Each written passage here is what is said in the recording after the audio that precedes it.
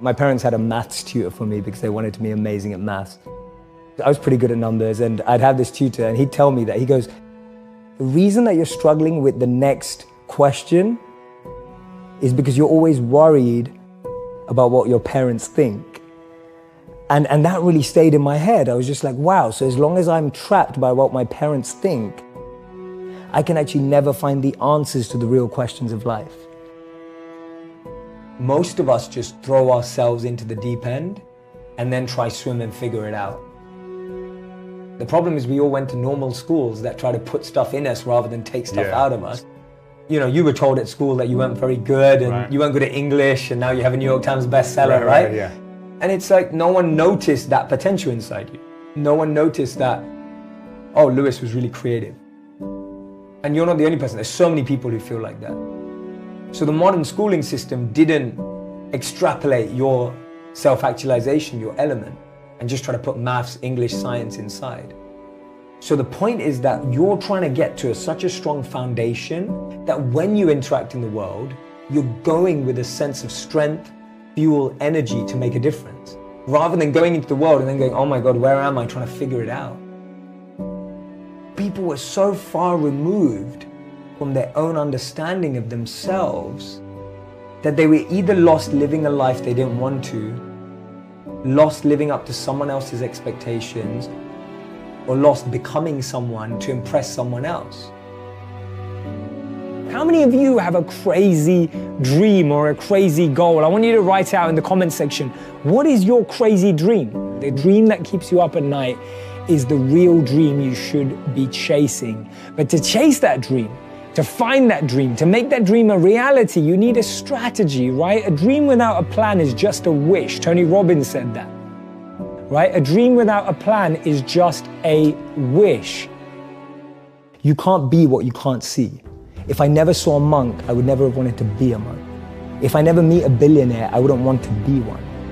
Because I wouldn't know what that feels like. I don't know what it looks like. I don't know what it takes. What am I good at? What do I love? What does the world need? And how do I get paid for it? To me, those four help you unlock your passion. I often say to people, your passion is for you, your purpose is for others. Your passion makes you happy, but when you use your passion to make a difference in someone else's life, that's a service, that's a purpose. My goal has never been financially or materially oriented. I see that stuff as a byproduct of doing what you love. I genuinely believe that. It's always been that way around for me. My focus is to create entertainment that truly has educational value, but without us always knowing it.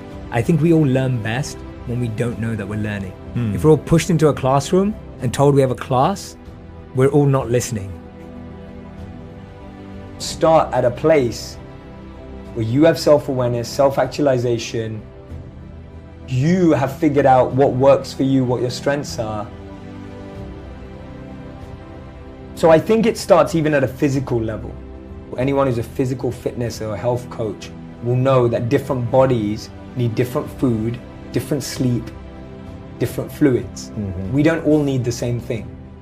Me and you with different body types can't do the same workout. Our bodies have different tolerances in different things. That's self-awareness at the physical level. We know our limits, we know what we can do, we know what we can't do, we know what our challenge is. On a mental level, what's self-awareness? Knowing what type of people I like to be with. Knowing who helps me grow and who drains me. That's mental self-awareness. I believe that the answers come from within, and we're not asking the right questions. I feel we're always looking for the right answers, not the right questions. And the biggest companies that we respect today, the biggest organizations, all came from trying to answer a question. It all came from trying to solve a problem or a question that we were able to identify. So my work comes from a very simple study that I read that said the most successful people in the world choose education over entertainment, and the most unsuccessful people in the world choose entertainment over education.